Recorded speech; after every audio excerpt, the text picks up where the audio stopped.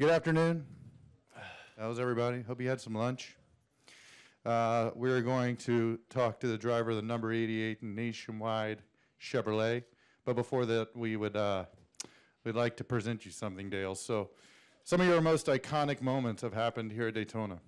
And some of the most passionate fans in your fan base live and breathe Daytona. And you think about, your 01 victory and your two Daytona 500s. We're really proud to call you a champion. And certainly we wanted to do something special for you that you and Amy would be proud to put in your house. So when we started redoing the stadium a couple years ago, we have an artist that has pretty much done everything that you will see in the stadium. We got Mario Andretti painting this year when he was here for the Daytona 500, and we thought this would be a perfect opportunity to do this for you. So with that, we figure three pretty iconic schemes that really tell the tale of your career here. So thank you, Dale. Thank you for all the memories. Thank you for all your support. We're really proud to call you our champion. Thank you.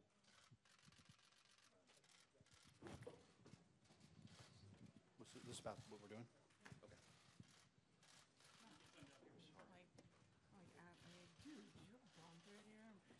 Not tell me when you went out there? Chip, we have one question for you, Chip. Oh, no questions. I'm not taking any questions. Jennifer, Associated Press for Chip. Yes, hello. Hi. Last week, Dale Jr. left open the door of, more races, and Sure. he talked specifically about the Daytona 500 being a difficult race for him to skip. So why not hold off on any presentation? So you want me to take this back, Take Jenna? it back Sorry, so that Dale. you can lure him. I like why advertise this as his last start at Daytona? Don't you want him back? We would love to have Dale back for the Daytona 500, but it's not up to me. And we want to make sure that we honor him the right way. And so this is what we did, Jenna. But I do love that you brought that up, and we would love to see you back at the Daytona 500. But I think you already know that, my man. Yes. So thanks, Jenna. Thanks, Chip. Daytona's obviously, we did a very special racetrack for me and my family, and that means a lot to me that you guys think to do something like that. It's a very beautiful painting, so I'm very proud to have it, and I have the same respect and admiration for this track, for you and your staff, the job you guys do, what this place means to the series and to NASCAR is incredible. And so thanks for letting me be a part of it and treating us so well every time we come here.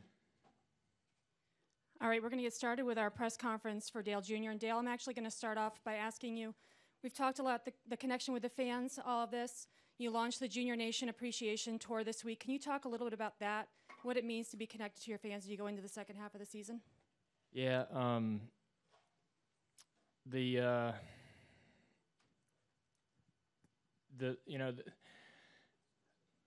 was just a little concerned, I guess, about how what we were going to do or how to wrap all this up the right way, in a way that I feel comfortable and in a way that would be meaningful to me.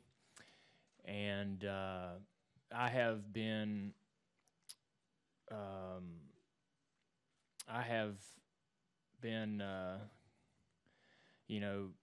given a great gift to be a part of this sport and to be able to run in some great cars, win some races, and a lot of great things have happened to me. So what I wanted to do was to try to make sure that, obviously the people that have helped me accomplish all those things know how much we appreciate them, and that the fans that have supported us through everything we've been through know how much we appreciate them, because it doesn't happen without that support from the fans. I know that. And I think that there's a lot of credit due to a lot of people for giving me the opportunities that I've had and opening the doors for me that have been opened. And so, we just want to make sure that we acknowledge those folks throughout the rest of the season. So it's going to be a lot of fun, and hopefully we do a good job by the end of the year. Everybody feels appreciated, and that would mean a lot to me. That would be that would really make me feel like we accomplished our goal. All right, we're going to get started. We'll go here to Godwin. Godwin Kelly with the News Journal. Dale, you talk about Daytona a lot, and a lot of times when you talk about Daytona, it sounds like you're talking about a person almost. So can you explain your relationship with the track? Daytona has been so important to NASCAR. The Daytona 500 is so important to our sport and the health of our sport, and it's a lot of great things have happened here. A lot of drivers have made their careers here, and it's just it's something to be proud of. I think if you're in the industry, it's something to be proud of, and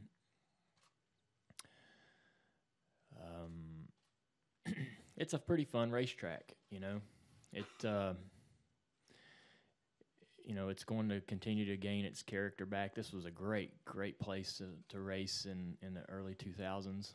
The repave, changed the track quite a bit, but I'm sure some drivers loved it then. I mean, I not to say that it changed it for the worse, but as they say, track ages, in my opinion, it just gets better and better as the grip goes away and handling becomes more and more important. So it's a very fun track, challenging track, even though it's a super speedway and we kind of run wide open.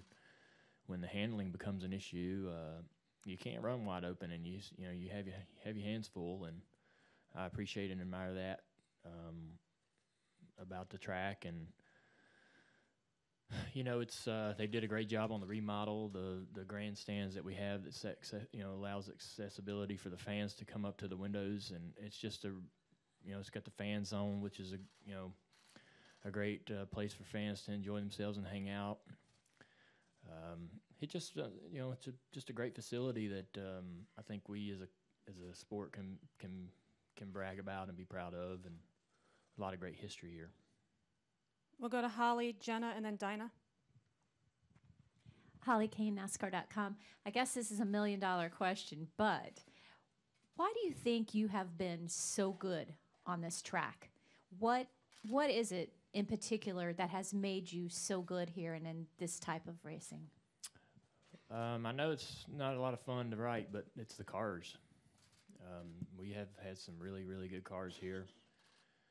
When I get the car that I need, or when I've had the cars that I've had that were so good here, you could just do whatever you wanted with them. And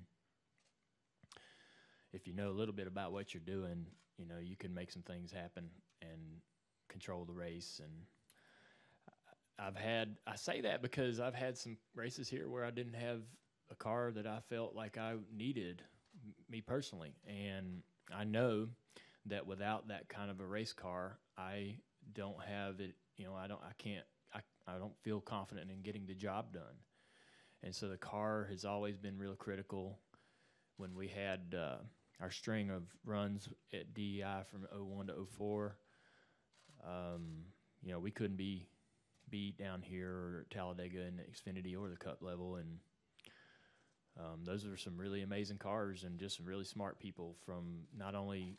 We had kind of the whole thing, we had the guys that knew how to create the bodies the way they needed to be, and we also had some great motors with Gilmore and those guys working on those engines.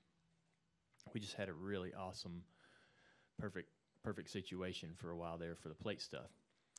And I knew Hendrick had the same kind of strength, having raced against them. So when I got in those cars, no surprise to me, we ended up coming up here with some pretty fast stuff.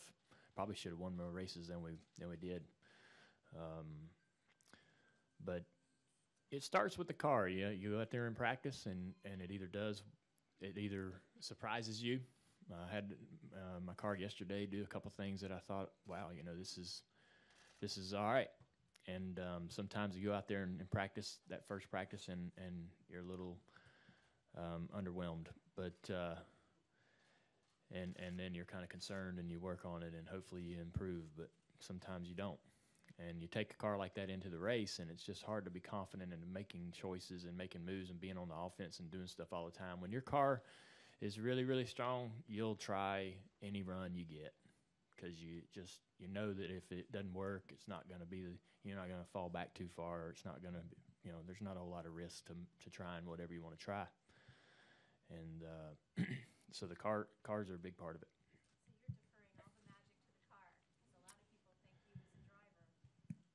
I think there's a lot of smart plate racers out there, and Denny's awesome. Logano runs great at these tracks. Keselowski's figured it out. I think I know what I'm doing out there, and but I don't know how you rate one guy versus the next because we're all in kind of different cars every time we come back here. Sometimes Denny gets the job done and whoops us, and sometimes we get the job done, and sometimes it's somebody else. But I mean, I watched Dad. I didn't know what I was seeing when I was watching him, but once I got out on the track and I started doing things with my car, I realized what I was seeing all those years and why things were happening the way they were, and I started to understand why. I'm like, how does the side draft feel if you've never been out there? Why do they do that, and why do they side draft and swing away, and why is that happening? You don't know that till you get out there in the car, and once you get out there in the car and you just do it enough. I always tried to get in practice and be aggressive. When young guys ask me about drafting, I say go out and practice and learn everything you can. A lot of guys go out and practice, and we don't practice as much pack racing as much as we used to. But back in the day, when we'd get 20, 25 cars out in the draft, I was out there like it was a race, and I was trying to put my car in every position I could to learn whatever I could about its ability and whether we needed to work on something. We don't get to do that as much anymore, but that's what I tell guys when they ask me about advice is to go out there and practice and learn everything you can and be aggressive in practice. You can't really wait around the race to try to learn everything you need to learn. Yep. Jennifer AP, I apologize. I have two questions. The first one is, as you are going through this second half of the season and you have to come in here each week, is there any fear that the reflectiveness or the nostalgia or being asked your favorite memories and things like that is going to wear on you or amplify any anxiety about the end coming near? I'm not really having any anxiety about the end coming near. I feel pretty good about that. I feel pretty good about my decision. I haven't had any second guesses or regrets about that. So I don't believe that I'll have any anxiety as it starts to get closer to Homestead. I just don't want to miss anything. I don't want to miss a moment that I should take in. I don't want to miss opportunity to let people know how much they mean to me, and everybody in the industry means to me. Even you guys. I mean, we've had a great relationship, and I'm friends with quite a few of you in here.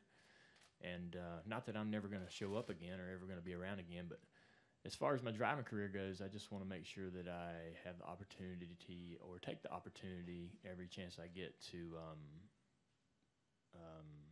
thank people for making this so much fun. So there's a little bit of anxiety there, that am I doing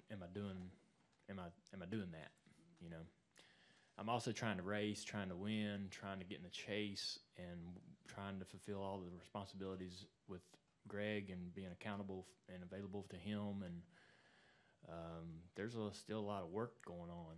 And so it's kind of hard sometimes to balance between, saying farewell and then also getting the job done, the best job you can for this season.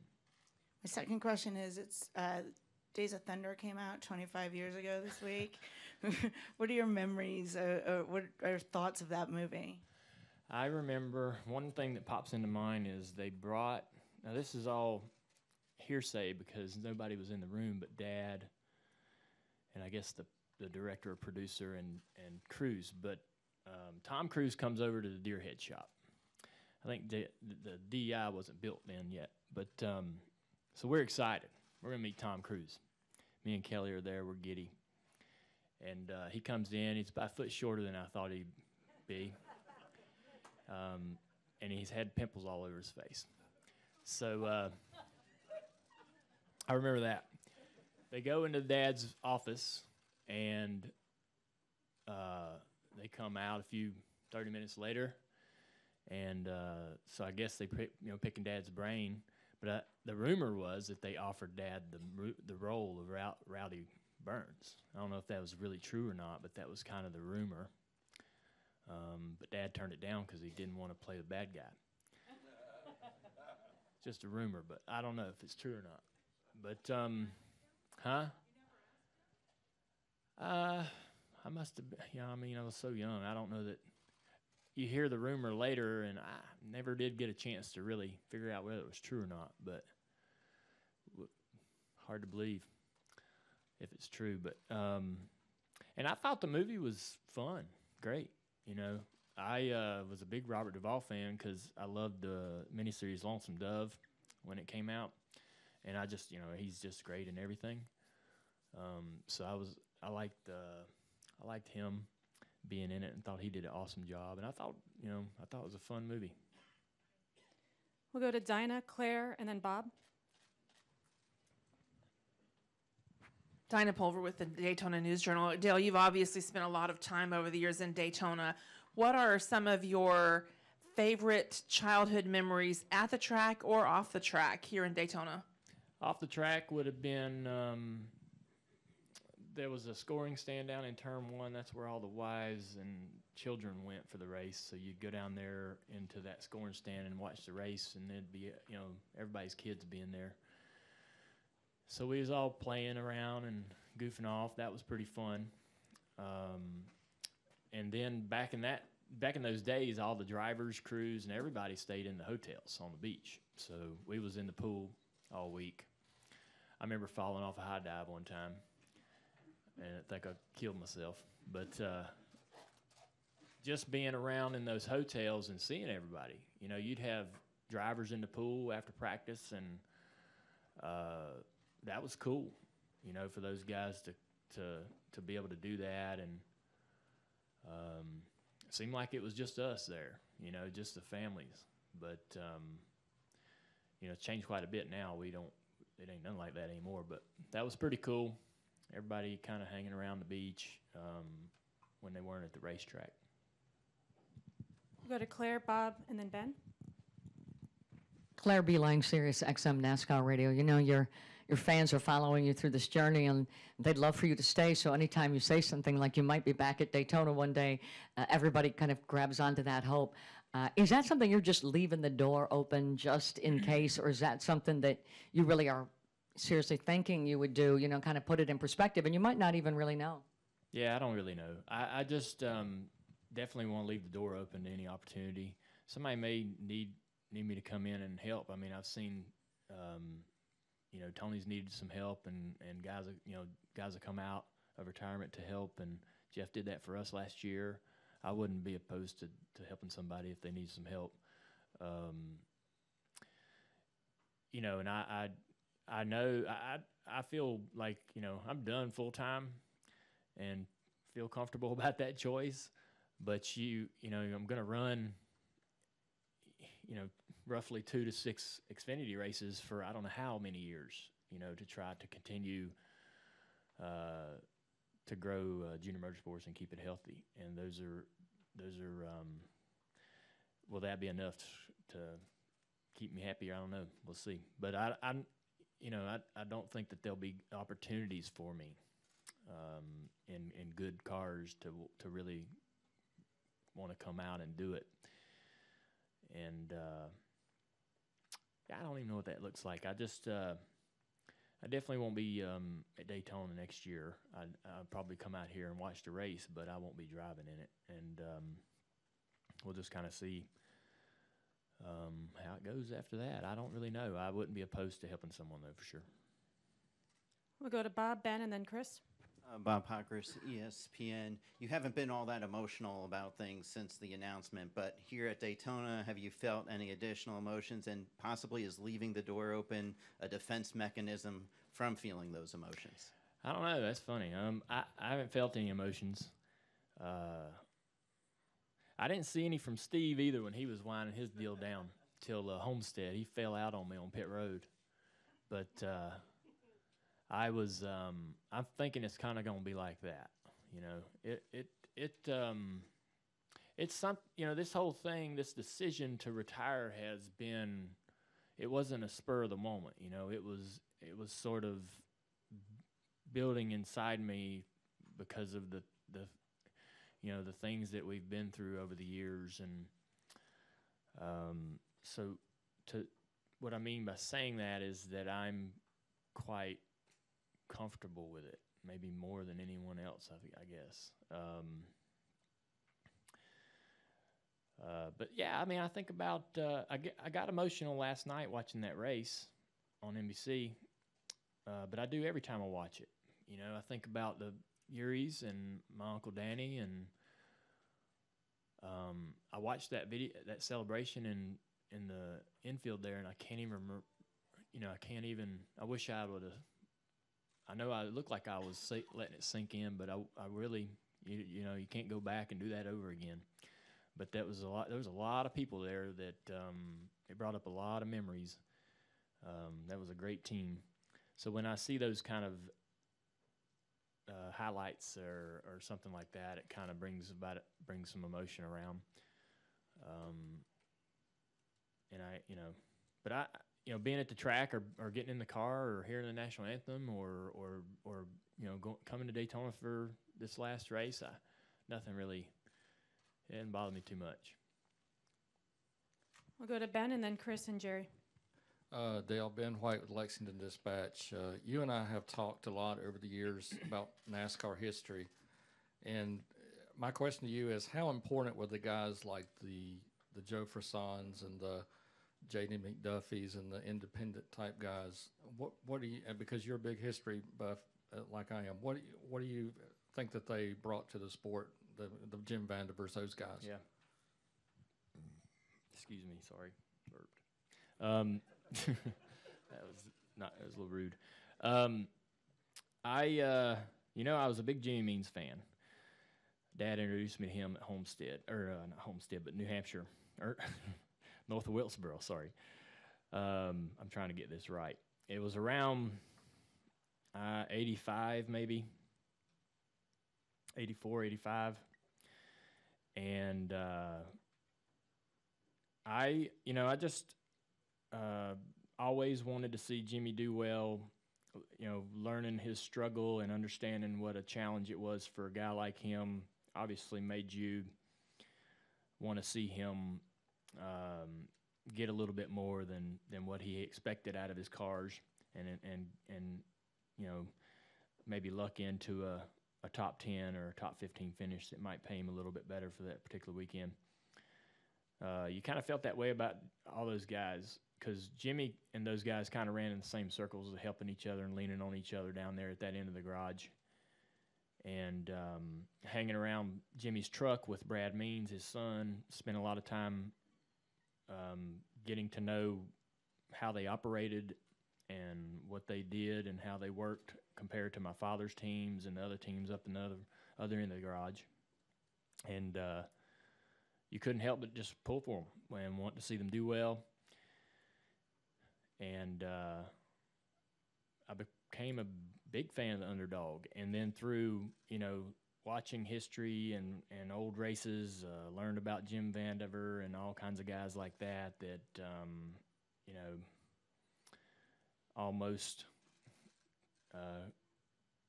got close a few times to really, you know, having some great finishes. And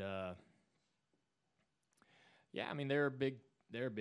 There's important, I think, to the sport as the, you know, the stars of those days.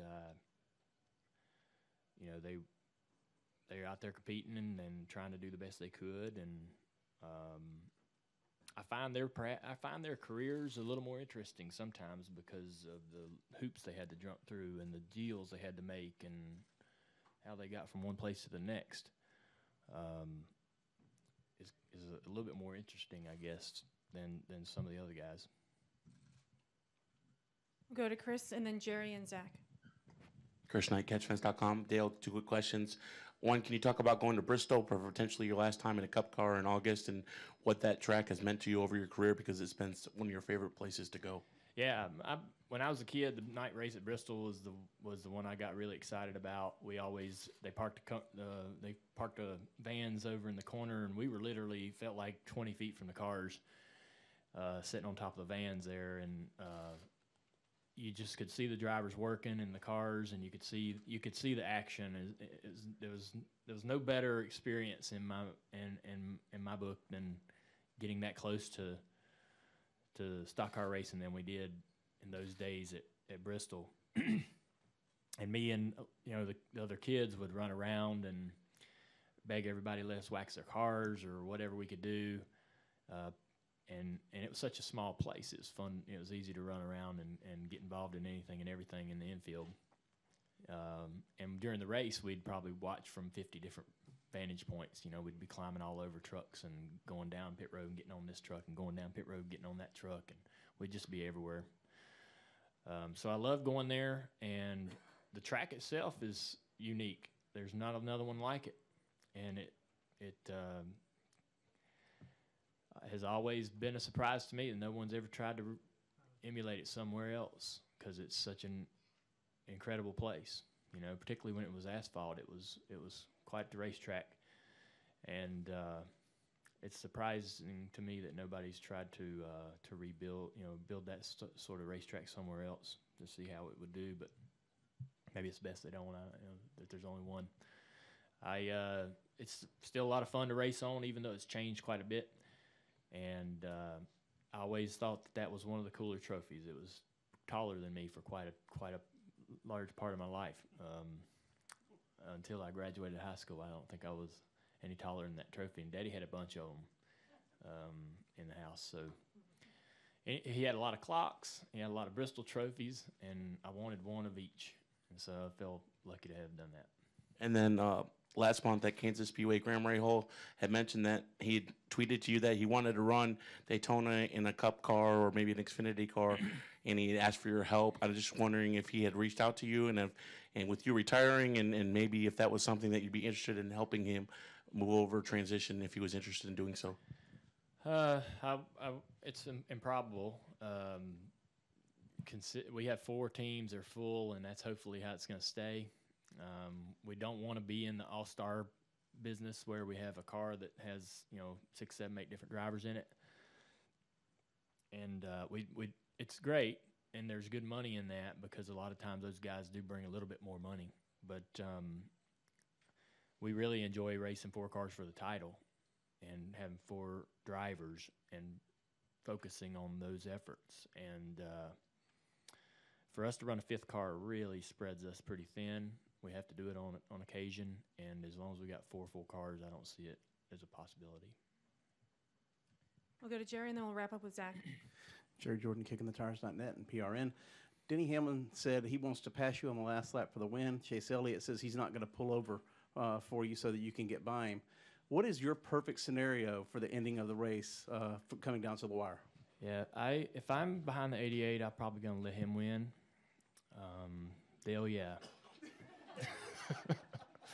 I'm a little different than the other drivers. I won't pass him.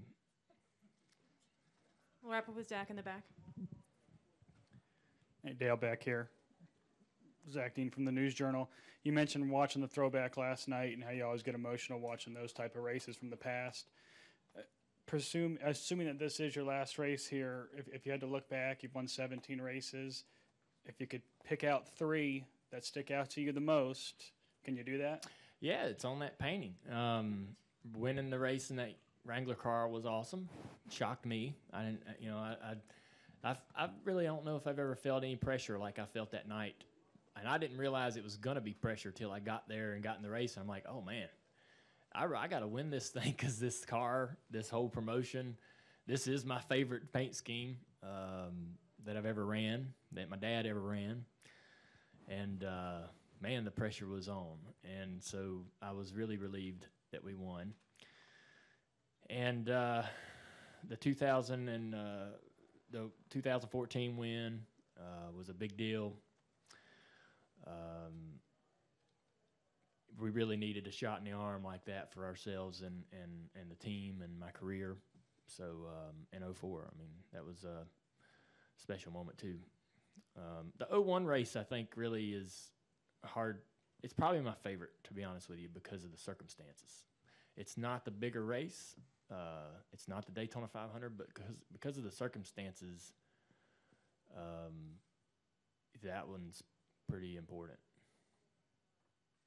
All right, Dale, thanks for joining us. Good luck this Thank you. weekend. All right, guys.